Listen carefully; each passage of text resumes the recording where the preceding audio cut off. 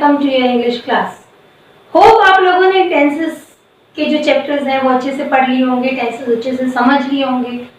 Because मैंने पहले lecture में बोला था कि अगर जब तक आपको टेंसेस नहीं आते हैं तब तक ग्रामर के बाकी के टॉपिक और इंग्लिश लैंग्वेज को समझना और उसको एक्सप्रेस करना ये इम्पॉसिबल है।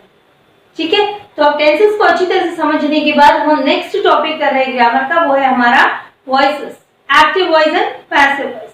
Now what is the voice? Voice means आवाज नहीं होती है, वॉइस मींस किसी भी सेंटेंस को बोलने का तरीका। हम एक ही बात को दो तरीके से बोल सकते हैं। जैसे फॉर एग्जांपल, उसे किसी ने मार दिया, उस आदमी को किसी ने मार दिया, और इसी बात को दूसरे तरीके से हम कहते हैं कि वो आदमी मर गया। ठीक है, अब बात दोनों में सेम है लेकिन कहने का जो तरीका है वो अलग है, उसका जो मीनिंग है कन्वे होता है वो सेम है। ठीक है, वही वॉइसेस है। पहले जो आपने बोला है कि वो आदमी मर गया और उस आदमी को किसी ने मार दिया। ठीक है, अब ये दोनों ही तरीके हम सीखेंगे, वो वॉइसेस है। एक्टिव वॉइस, पहला वाला जो था वो पैसिव वॉइस का था और दूसरा वाला सेंटेंस था वो एक्टिव वॉइस का था। अब ऐसे इंग्लिश में हम सीखेंगे कि एक्टिव से पैसिव और पैसिव से एक्टिव में ट्रांसफॉर्म कैसे किया जाता है। ओके, सबसे पहले एग्जाम्पल से समझते हैं कि वॉइसेस होते क्या हैं। Rohan ate an apple. ठीक है, उसने एक सेब खाया। An apple was eaten by Rohan, Rohan के द्वारा एक एप्पल खाया गया। बात दोनों में सेम है। देन वाटर द प्लांट्स, पौधों को पानी पिलाओ। Let the plants be watered, पौधों को पानी पिलाया जाए। ठीक है, now people respect him everywhere, लोग उसकी सब जगह रेस्पेक्ट करते हैं। He is respected everywhere. Alright, बात दोनों में सेम है, लोग हर जगह उसका सम्मान करते हैं, वो हर जगह सम्मानित होता है। Then who has broken the rule? किसने कानून तोड़ा? By whom has the rule been broken? कानून किसके द्वारा तोड़ा गया? ठीक है, तो यहाँ पे जैसे लिखे हुए कि ये एक्टिव वॉइस का सेंटेंस है, ये पैसिव वॉइस का सेंटेंस है, तो ये कंस्ट्रक्शन का डिफरेंस, सेंटेंस का जो कंस्ट्रक्शन है, उसका जो स्ट्रक्चर है। जैसे हमने आपको टेंस सिखाया तब बोला था कि कोई भी सेंटेंस में अगर वर्ब थर्ड फॉर्म में होती है तो उसके आगे हैव, हैज, हैड होता है।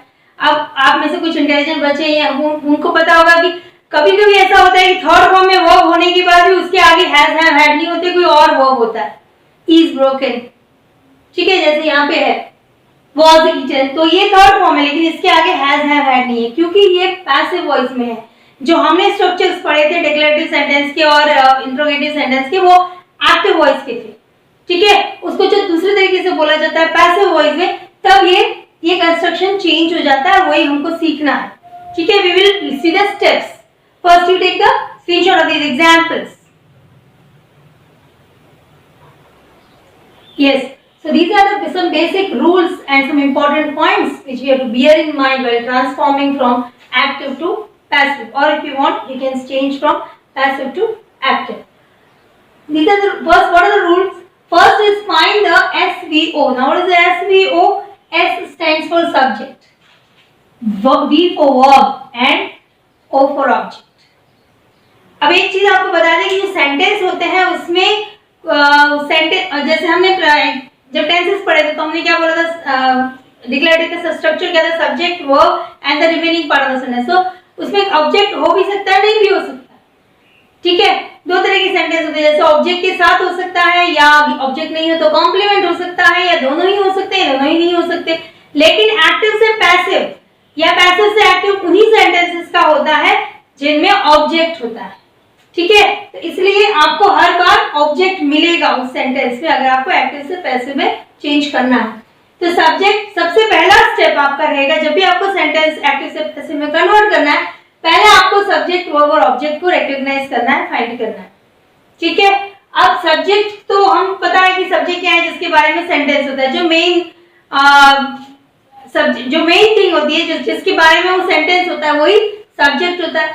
लेकिन और वर्ब भी पहचान आता है, वर्ब यहाँ पे आपको मेन वर्ब पहचानना है, हेल्पिंग वर्ब, मेन वर्ब दोनों होते हैं, लेकिन मेन वर्ब को पहचानना है सबसे पहले, देन ऑब्जेक्ट को पहचानना है। अब ऑब्जेक्ट को कैसे पहचानना?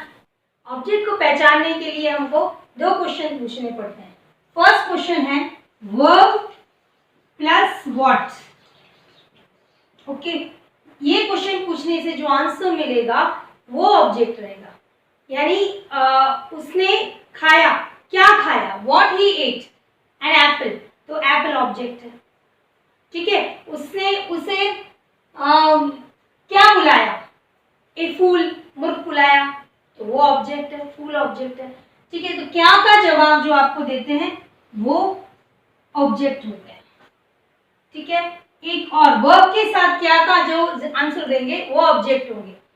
और दूसरा क्वेश्चन हम पूछेंगे वो है verb plus to whom, to whom means किसे, ठीक है। वर्ब प्लस टू whom, किसे, यानी किसको बुलाया, उसने लेटर लिखा, किसको लिखा, ऑलराइट। वो परेशान कर रहे हैं, किसको परेशान कर रहे हैं, तो जो आंसर होगा डॉग को परेशान कर रहे हैं, लेटर लिखा तो फादर को लेटर लिखा है, ठीक है।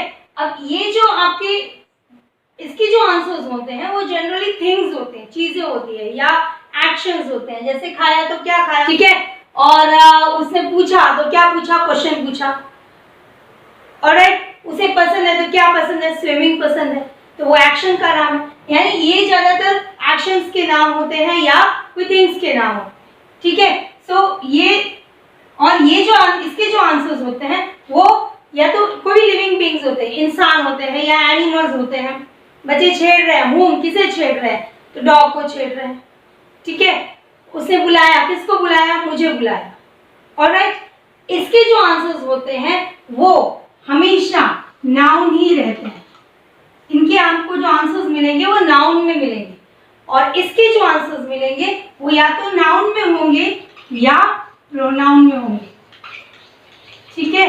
Wrote a letter to my father, तो किसको लिखा, फादर को, तो फादर नाउन है, वो मुझे बुला रहा है, किसे बुला रहा है, मी, वो प्रोनाउन है, ठीक है। तो इसके आंसर्स नाउन या प्रोनाउन हो सकते हैं, इसके आंसर्स हमेशा नाउन ही होते हैं, ठीक है। इस तरह से हमने ऑब्जेक्ट पहचान लिया, सब्जेक्ट भी हमको पता है, सब्जेक्ट भी हमने पहचान लिया। फिर नेक्स्ट काम जो हमको करना है वो है सब्जेक्ट को ऑब्जेक्ट बनाना, यानी उसको एजेंट बनाना बाय लगा के, और ऑब्जेक्ट को सब्जेक्ट बनाना, ठीक है। अब ये जो ऑब्जेक्ट और सब्जेक्ट होते हैं, जैसे हमने देखा कि नाउन और प्रोनाउन हो सकते हैं, ठीक है। तो अगर आपका सब्जेक्ट और ऑब्जेक्ट नाउन है जब तो ठीक है, वो जो जैसे रोहन था, रोहन एट एन एप्पल, तो हमने एन एप्पल आगे ले लिया, सब्जेक्ट बना दिया उसको, और रोहन को बाय रोहन करके एजेंट बना दिया, ठीक है। उसमें तो प्रॉब्लम नहीं है, एज इट इज उनको लेना है। लेकिन अगर आपका सब्जेक्ट जो है वो या ऑब्जेक्ट है वो प्रोनाउन में हो, इन दैट केस वो चेंजेस कैसे होते हैं, विल सी दैट।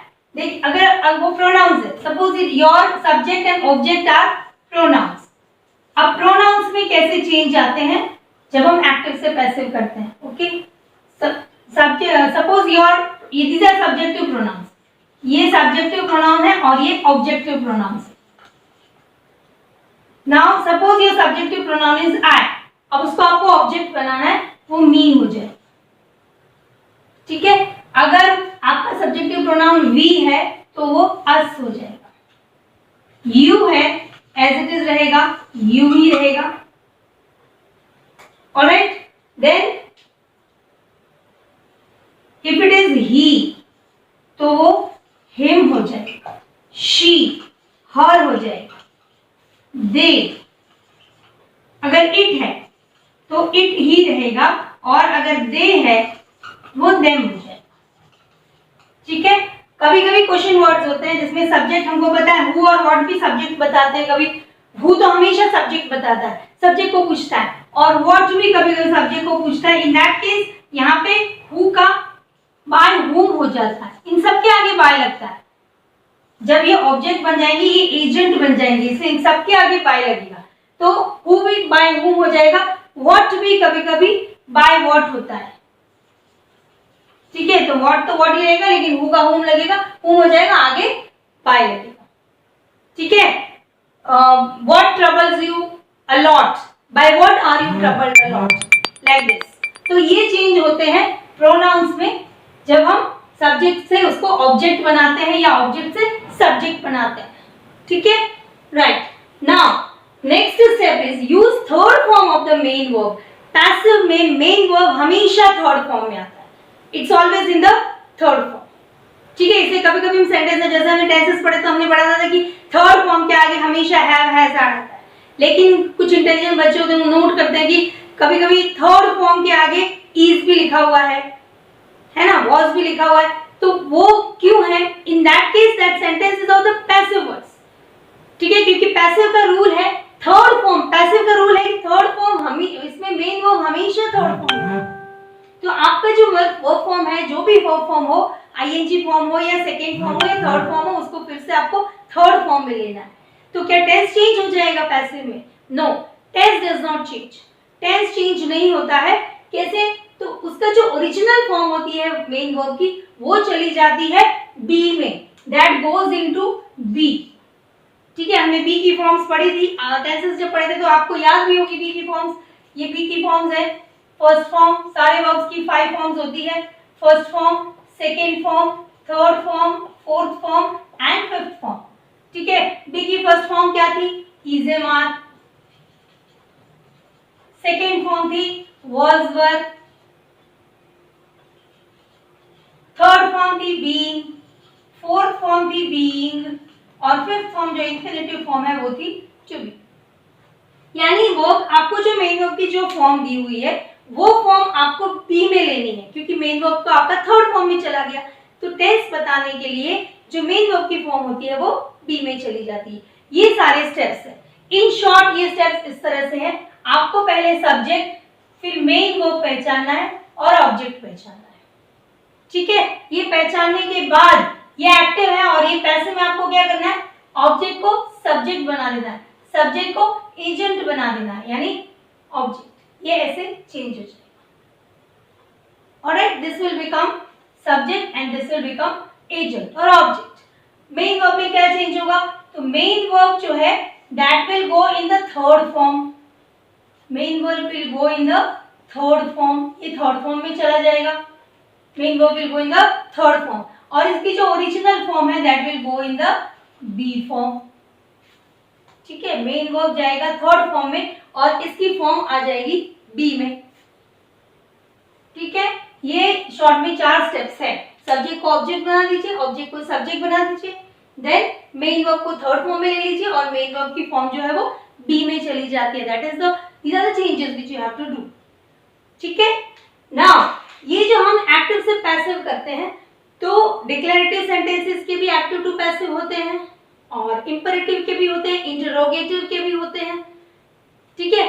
तो ये जो वेरियस टाइप्स ऑफ सेंटेंसेस है, कुछ सेंटेंसेस ऐसे होते हैं जिसमें डबल ऑब्जेक्ट्स होते हैं, कुछ मॉडल्स वाले सेंटेंसेस होते हैं, उनके भी एक्टिव टू पैसिव होते हैं।